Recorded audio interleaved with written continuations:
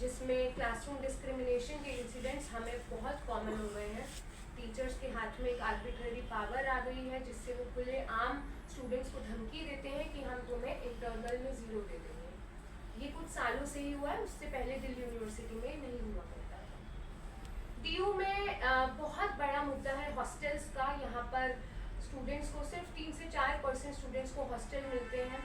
हमारी मांग है, हमेशा से ये मांग रही है कि एक स्टूडेंट को हॉस्टल मिले, आउट स्टेशन स्टूडेंट्स को हॉस्टल मिले, नए हॉस्टल्स कंस्ट्रक्ट हों। डीयू में तो अभी फिलहाल पुराने हॉस्टल भी रामदास हंसराज हिंदू के बंद कर दिए गए हैं। हॉस्टल्स का मुद्दा हम उठा रहे हैं, उसी के साथ साथ मेट्रो कंसेशन पास का मुद्दा है।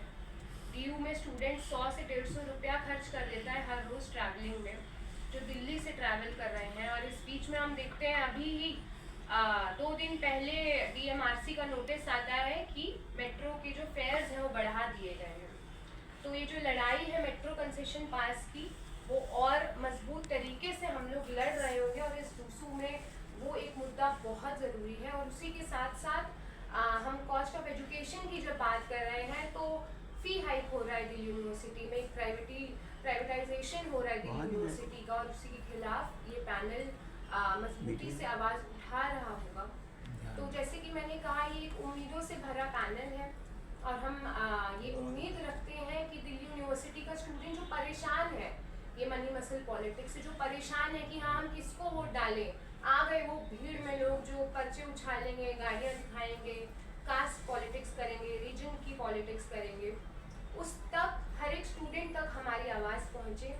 ये पैनल उसको उम्मीद दे कि हाँ ये कुछ लोग हैं जो हमारी बात उठाते हैं, और सिर्फ बात नहीं उठाते, सालों साल काम करते हैं, सड़कों पर लड़ाई लड़ते हैं। तो ये पैनल पूरी उम्मीद है कि डीयू का एक स्टूडेंट उम्मीद जताएगा और इस पैनल को वोट करेगा। और मेरी सभी से जो इस प्रेस कॉन्फ्रेंस को सुन पा रहे हैं, पढ़ पा रहे हैं, सभी से एक अपील है कि इस बार चूज़ करिए एक ऑल्टरनेटिव पॉलिटिक्स को।